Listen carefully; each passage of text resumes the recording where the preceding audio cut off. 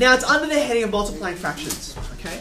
So when we answer this question, it's going to be important that we're going to form an expression, an equation, if you like, which has a multiplication of fractions in it, right? Don't just put down the answer. I know you want to do it quickly and you want to save space in your book, but equally important, I'll make this case even more strongly later, you need to communicate what your answer means, right? And you need more than just one number on there on your page to be able to say what's going on. So let's read it together. It says, Mrs.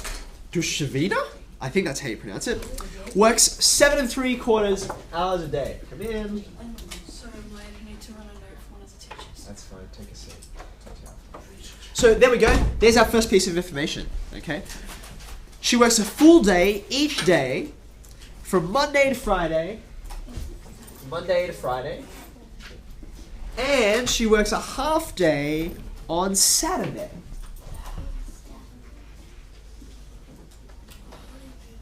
So, there's some important information that I have down, okay? The final answer is how many hours a week does she work? So I'm going to form from these numbers, or these pieces of information, a multiplication. I'm going to solve it, and then I'm going to get an answer at the end, okay?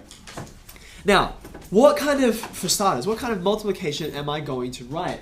I want something times something, and then I'm going to evaluate it. Yeah? What was 7 3/4 times a half? Okay, there is going to be 7 3/4 times something, right?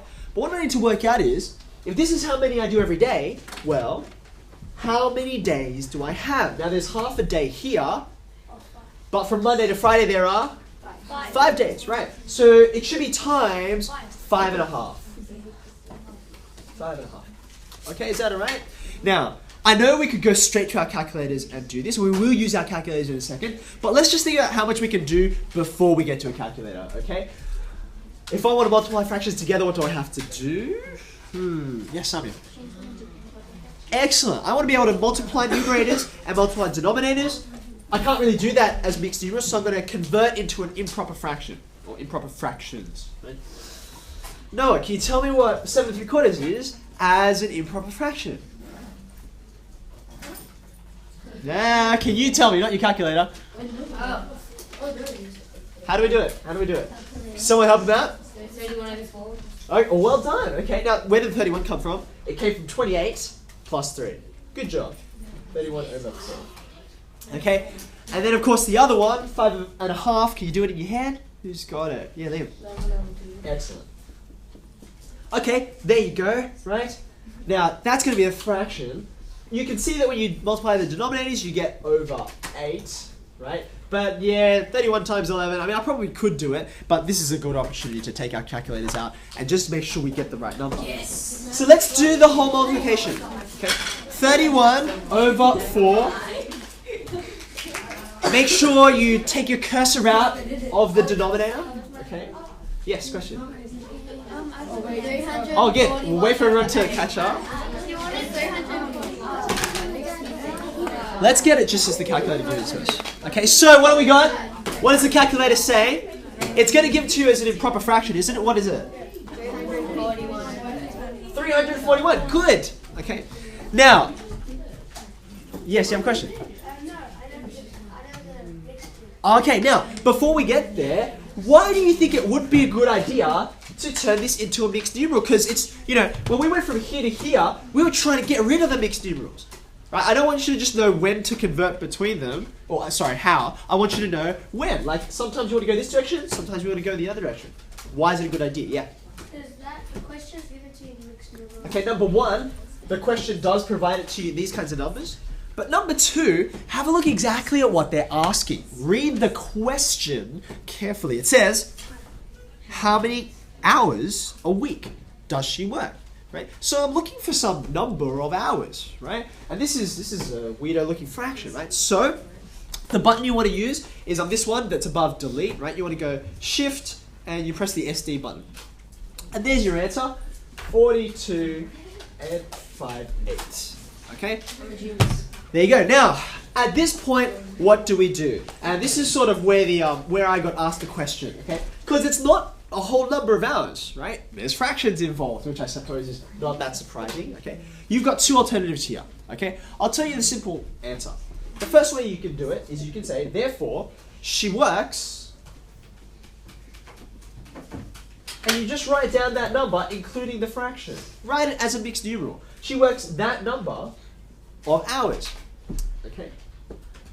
However, even though it doesn't specifically ask you here, I mean that's kind of weird. People don't tend to say, oh, you know, this will take you 5/8 of an hour. We tend to say that'll take some number of minutes, right? That's usually the way we speak in hours and minutes. So even though the question doesn't ask us, can we work out how many minutes this is? And the answer is we can.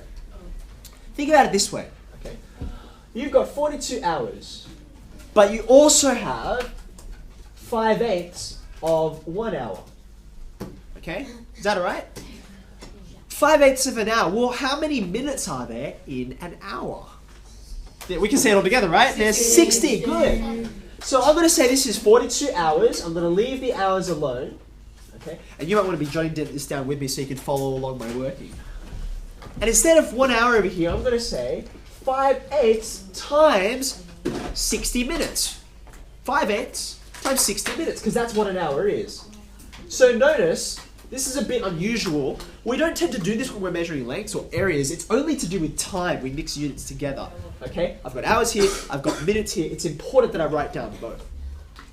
Now again, your calculator will help you out. If you put in 5/8 and you multiply it by 60, what does it tell you?